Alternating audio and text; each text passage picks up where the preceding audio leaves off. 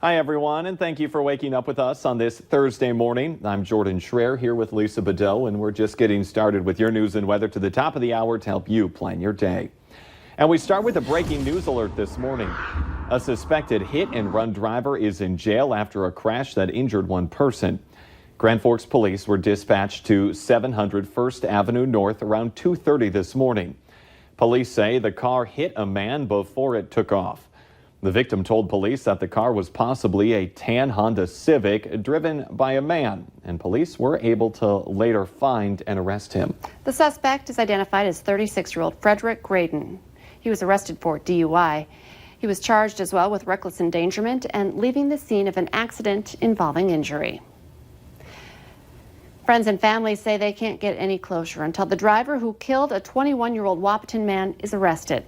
The Minnesota State Patrol says 3 men were walking southbound on the northbound shoulder of a highway near the city of Otter Tail after one Saturday morning. Tyler Wohlers tripped and fell into the northbound traffic lane. A vehicle traveling north struck him and continued on northbound without stopping. A burial is being held today for Tyler, and it starts at 7 o'clock.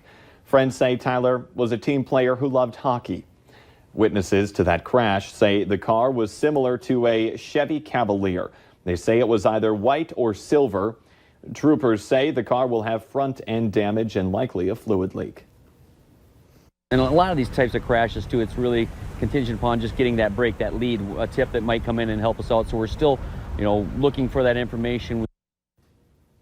Anyone with information on this deadly hit and run is encouraged to call the Minnesota State Patrol. That number up on your screen right now. It's 218-846-8244. Let's get a check now of our storm team forecast. 10 minutes before 7. Hi, Justin. Yeah, thank you, Lisa. Jordan, good morning, everybody. We got mainly sunny skies out there right now. That's going to be the story as we go through the day. Temperatures starting off into the mid to upper 50s, rising into the lower 80s. Southern half of our viewing area looks good. It's the northern half that could have a chance of some strong to severe thunderstorms making our way through the afternoon. Let's take a look at the current flood warnings around the region. We have flood warnings in effect for the Maple River at Enderlin and Mapleton, the Cheyenne River at Harwood, where moderate flooding is possible over the next few days. Minor flooding at the Red River at Fargo and the Buffalo River at Dilworth. Also a small stream flood advisory for portions of Lemoore and Dickey County from Edgeley toward the Ellendale area. Let's take a look at the current temperatures around the region. Low to mid 50s across our Minnesota counties and into the lower to mid 60s out toward Jamestown and Devil's Lake. Now let's take a look at the wind speeds, mainly from a southerly direction. 0 to 10 miles per hour, we're going to say. Calm winds into our Minnesota counties, and the winds out toward the Devil's Lake Basin starting to pick up. We'll have breezy southerly winds throughout the day today. Into the Oaks area, points off to the south, half-mile visibility, some dense fog, Wahpeton up toward the Barnesville area. Also in Wadena County, some dense fog, and portions of eastern Beltrami County, a little area of fog here around Crookston, Foston, and Thief River Falls. Be aware, over the next hour or so, you could be dealing with some dense fog. Other than that, mainly clear skies, high pressure in charge of our forecast, but we're watching this warm front that will skirt our northern counties with a chance of some showers and thunderstorms. A slight risk of severe weather in our far northern counties, surrounded by a marginal risk going through this evening. Most of the southern portion of the viewing area will be mainly dry today, with an increase in the clouds up north and a chance of some showers and thunderstorms making our way through the evening and possibly into the very early overnight. We keep the chance of some showers and storms Friday and Saturday. Will be very isolated. We got mostly sunny skies otherwise into the low to mid 80s, upper 80s on Sunday. Better chances of showers and thunderstorms through Monday, a high of 92. And then back into the mid 80s for Tuesday, a mainly dry day. More storm chances on Wednesday. Okay, thank you, Justin. Recent severe thunderstorms have left a mess in parts of the valley, and you've probably noticed that cleanup has been slow going.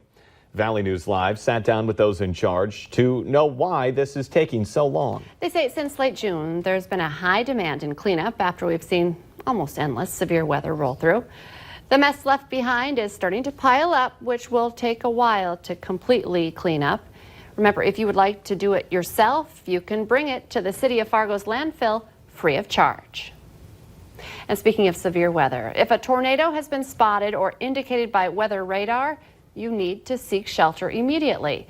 Just recently, we reported on 2 tornadoes near Wahpeton, and we're told we have no official tornado shelters here in Cass County. The City of Fargo's Emergency Services Coordinator says to put as many walls and floors between you and the outdoors by finding the lowest, most interior and compact area of the building. If you live in a house, go into the basement. If you don't have a basement, go as low as you can, as interior as you can without any windows. Places you want to try to avoid are wide open spaces. So if you are out shopping in a big box store, you would look for a restroom.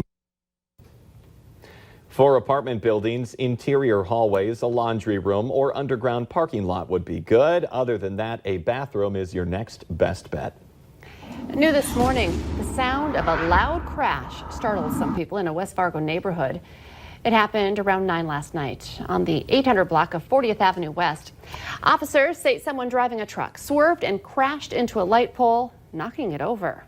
The truck suffered major damage to the front end, but luckily no one was hurt. A Holly man was treated for injuries after his car went flying from a Minnesota road last night. 59-year-old Keith Hatz was driving eastbound on Highway 10 near Lake Park when his car left the road and went airborne. Police say the car flew 90 feet before landing on the shoulder of the highway. Authorities say Hatz's injuries are not life-threatening. A man who has been missing from his Grand Forks home for almost 5 days has still not been found. And this morning, authorities are asking homeowners to step up their search. Take a look right now up on your TV. That's 55-year-old Fernando Balboa. He's been missing since Saturday. Police are asking Grand Forks homeowners to check their property and pay extra attention to garages, sheds, gazebos, RVs, and parked vehicles. It's possible Balboa may have sought shelter somewhere to get out of the rain. He is required to take medication every 4 hours, and not taking it could cause a serious medical condition. Balboa was last seen wearing blue jeans, a white t-shirt, and blue and white short-sleeve shirt. Anyone with information should call the Grand Forks Police Department. 1 man is in the hospital, 2 others are in jail following an argument and a stabbing in Glyndon. Police say 39-year-old Renee Alvarado is facing first-degree assault charges for allegedly stabbing, then slashing the victim multiple times with a fillet knife. Officials also say the victim's son-in-law, 29-year-old John Balboa, was arrested for punching and kicking Alvarado as he was being detained by police. Both men are now being held at the Clay County Jail. Officials say both of them had been drinking. The victim is expected to recover. A Minnesota state trooper is charged with criminal sexual conduct, allegedly with a girl who is just 14 years old. 36-year-old Sean Barta was charged with first-degree and second-degree criminal sexual conduct. According to the criminal complaint, the Burnsville Police Department responded to a report of a sexual assault. The caller stated that his daughter, a teenager with intellectual disabilities, had told her grandmother that she had been going into a locked room with a man identified as Barta. The victim reportedly told her grandmother that both she and Barta would get undressed and that Barta would touch her inappropriately. There's no better way to get through summer than with a glass of wine in hand. In the Valley Today's Abby Fershner joins us live this morning with a new tour that the area now has to offer. Good morning, Abby. Good morning, Lisa and Jordan. We're here at the Visitor Center in Fargo talking all about the Red River Wine Trek. You can go to a bunch of different local wineries in the area, get your little passport stamped, and get a t-shirt at the end of it once you complete all the stamps and once you go to all those wineries. And I'm here with 4E Winery, which is just one of the stops on that trek. And so what do we have here? I know that this is one of your more popular wines. Good morning, Abby. Thanks for having us. Yes, this is our Bison Tail, and it is a nice, yummy, people think this is weird, but it's a grapey wine. Oh. It actually might taste a little like grape juice, but better.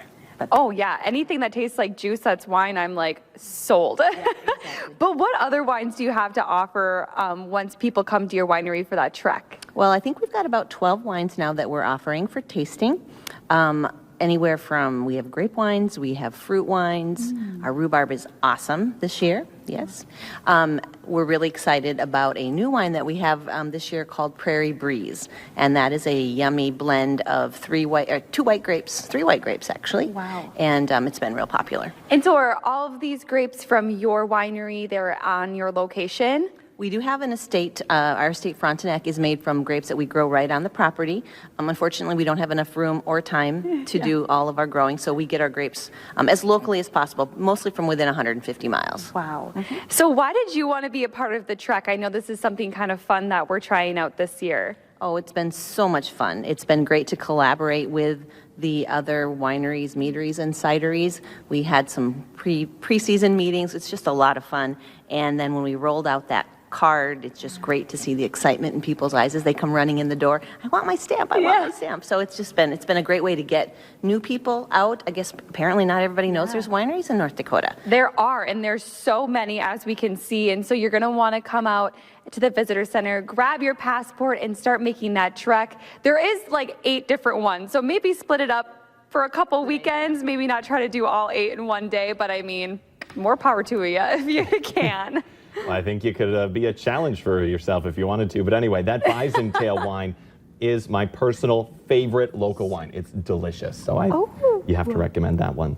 Abby Furchner reporting live. Thank you very much this morning. Let's get our answer now to our question of the morning on Facebook. 18% of married people say this is the #1 thing that they'd like to change about their spouse if they could. The answer is their laugh. No. You can take part in our question of the morning every weekday on the Valley Today Facebook page. And how's our weather, Justin? We got mainly sunny skies. There's a chance of some strong to severe thunderstorms this evening in our northern counties. Other than that, we will keep this trend as we go through the next couple of days. Mainly sunny, but some isolated shower and thunderstorm activity for Friday and Saturday. Temperatures staying into the low to mid 80s as we round out the work week and go through the weekend. The Today Show and CBS This Morning are just about to start, but remember, the Valley Today rolls on. Join us right now for more live, up-to-the-minute news and weather on the Fargo CW. Have a great day, everyone.